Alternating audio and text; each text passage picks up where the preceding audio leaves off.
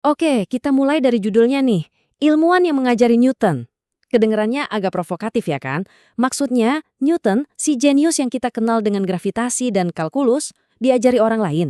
Siapa sih orang ini? Yuk kita cari tahu bareng-bareng. Kalau kita ngomongin soal cahaya, lensa, atau cara kerja warna, pasti satu nama yang langsung muncul di kepala kita itu Isaac Newton.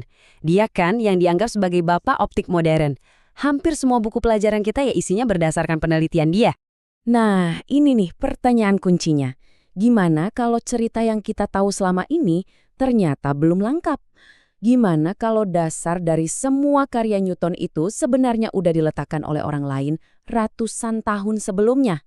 Coba deh lihat perbandingan ini. Ini luar biasa banget. Di satu sisi ada Newton, di sisi lain ada Ibnu Al-Haytham. Perhatikan deh tahun hidup mereka. Ada jeda hampir 700 tahun. Tapi keduanya dikenal karena bidang yang sama persis. Optik. Ini kan jadi bikin kita bertanya-tanya ya kan? Jadi, apa sih kontribusi terbesar dari Ibn Al-Haytham ini? Oke, kita mulai dari hal yang paling dasar. Sesuatu yang kita lakukan setiap hari, sampai-sampai kita nggak pernah mikirin lagi. Yaitu, bagaimana mata kita bisa melihat dunia. Bayangin, selama lebih dari 1000 tahun, para pemikir terhebat di dunia, termasuk Plato dan Euclid, itu percaya sama yang namanya teori emisi. Idenya itu, mata kita bekerja kayak senter, nembakin semacam sinar tak terlihat yang bikin kita bisa melihat. Kedengarannya aneh banget ya sekarang, tapi waktu itu, itulah ilmu pengetahuannya. Terus, muncullah Ibnul Al-Haytham. Dia menantang ide yang sudah bertahan 1000 tahun itu dengan sebuah gagasan yang radikal banget pada masanya.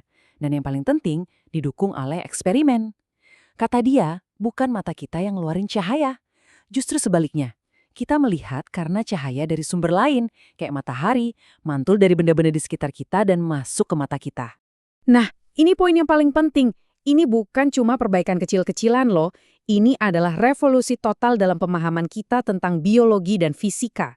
Dialah orang pertama dalam sejarah yang bisa menjelaskan dengan benar cara kerja penglihatan. Tapi, ada yang lebih penting lagi dari apa yang dia temukan, yaitu bagaimana cara dia menemukannya. Dan disinilah warisannya jadi jauh lebih besar, nggak cuma sebatas optik aja. Langkah-langkah ini kelihatannya familiar banget kan? Ya, memang seharusnya begitu. Ini kan metode ilmiah. Jauh sebelum Francis Bacon atau Descartes yang sering kita anggap sebagai pelopornya di Eropa, Ibnu Al-Haytham itu sudah mempraktikkan pendekatan yang sistematis ini. Dia mengubah sains dari yang tadinya cuma filosofi jadi sesuatu yang butuh bukti nyata.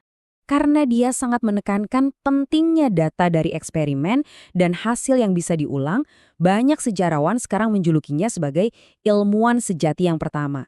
Dia nggak cuma bertanya, tapi dia menuntut adanya bukti. Dan kejeniusannya itu nggak berhenti cuma di cara kita melihat loh. Coba kita lihat deh, seberapa jauh jangkauan penemuan-penemuannya yang lain.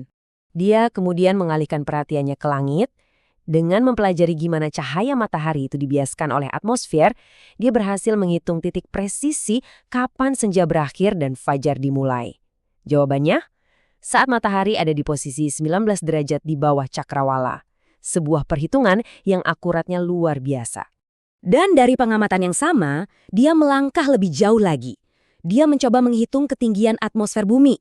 Hasilnya sekitar 100 km. Angka ini akuratnya luar biasa, apalagi untuk seorang ilmuwan yang hidup 1000 tahun yang lalu.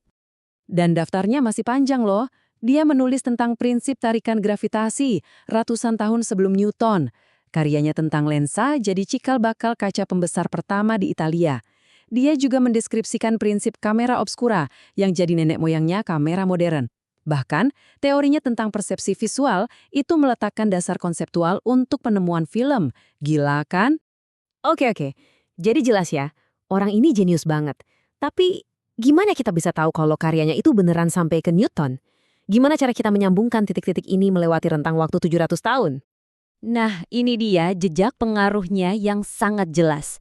Karyanya yang paling terkenal, Kitab Optik, itu diterjemahkan ke dalam bahasa Latin. Sekitar 200 tahun kemudian, ilmuwan Inggris Roger Bacon banyak sekali mengutip karyanya. Lalu, Johannes Kepler membangun teorinya di atas fondasi yang diletakkan Ibnu Al-Haytham. Dan akhirnya, kita sampai pada Newton. Jadi, garis pengaruhnya itu nggak bisa dibantah lagi. Penting juga nih buat kita pahami konteksnya, Ibn al-Haytham itu hidup di masa zaman keemasan Islam, sebuah era di mana penyelidikan ilmiah itu sangat didorong. Ayat-ayat seperti ini yang berbicara tentang sifat cahaya justru menginspirasi para cendekiawan untuk menjelajahi dunia fisik sebagai cara untuk memahami ciptaan. Jadi, kenapa semua ini penting? Kenapa kita perlu repot-repot menggali sejarah yang mungkin sedikit tersembunyi ini? Karena ini meluruskan pemahaman kita tentang sejarah. Narasi standar yang sering kita dengar, itu kan seringkali lompat dari zaman Yunani kuno langsung ke Renaissance Eropa. Seolah-olah nggak ada apa-apa yang terjadi selama 1000 tahun di antaranya.